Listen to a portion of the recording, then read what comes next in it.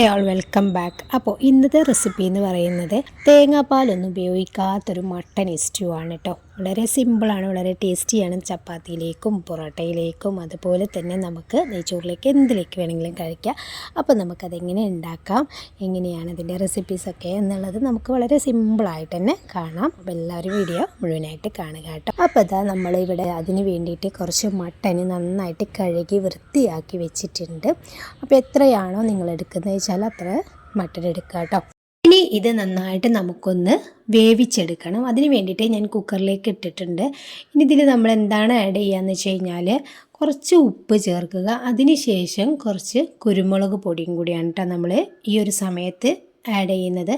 അപ്പോൾ ഞാനിവിടെ കല്ലുപ്പാണ് ഇട്ടിട്ടുള്ളത്. ഏതാണ് ഉപ്പ് നിങ്ങളുടെ അടുത്തുള്ളത് ഏതും ഇടാം.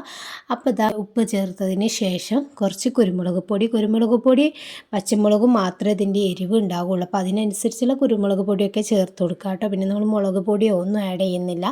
എന്നിട്ട് നന്നായിട്ടൊന്ന് കൈവച്ച് മിക്സ് ചെയ്ത് കൊടുക്കുക. അപ്പോൾ ചിലർ ഇതിൽ വേവിക്കുന്ന സമയത്ത് വെള്ളമൊന്നും ആഡ് ചെയ്യുന്നില്ല. ഇതിൽ മട്ടനിൽ തന്നെ വെള്ളം ഇറങ്ങി വരുമെന്ന് പറഞ്ഞു. പക്ഷേ എനിക്ക് കുക്കറിലാണല്ലോ, പിന്നെ നമുക്ക് നോക്കാനൊന്നും കഴിയാത്തത് കൊണ്ട് തന്നെ ഒത്തിരി വെള്ളം ഞാൻ ഒഴിച്ച് കൊടുത്തിട്ടുണ്ട്. പക്ഷെ വെള്ളത്തിൻ്റെ ആവശ്യമില്ല എന്ന് എനിക്ക് പിന്നെ തോന്നിയിട്ടുമുണ്ട് കേട്ടോ. അപ്പോൾ അതൊരു 5-6 വിസിലൊക്കെ അടിച്ചവിടെ വേവട്ടെ.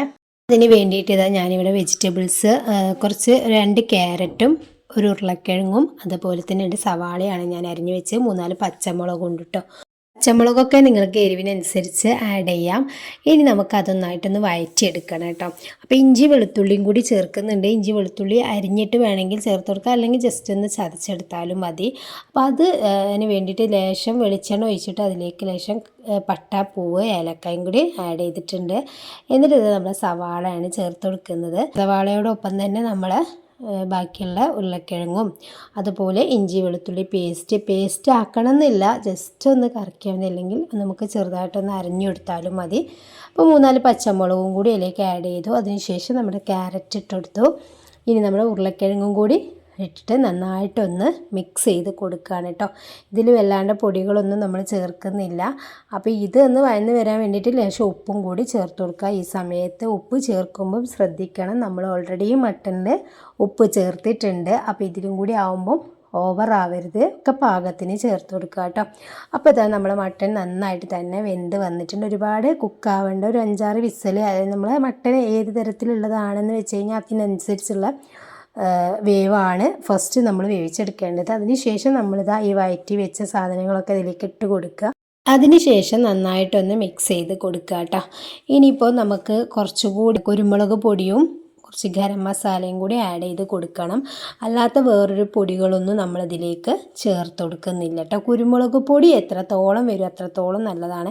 അപ്പോൾ ഇതാ ഞാൻ തേങ്ങാപ്പാലല്ല ഒഴിച്ചത്, തേങ്ങ നന്നായിട്ട് അരച്ചിട്ടാണ് ഞാൻ ഇതിലേക്ക് ആഡ് ചെയ്ത് കൊടുത്തിട്ടുള്ളത് കേട്ടോ.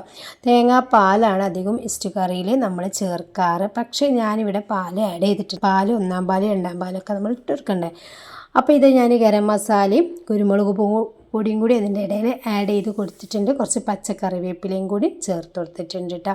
അപ്പോൾ തേങ്ങാപ്പാൽ വേണം നിർബന്ധമൊന്നുമില്ല, പക്ഷേ തേങ്ങാപ്പാലായിരിക്കും ടേസ്റ്റ്.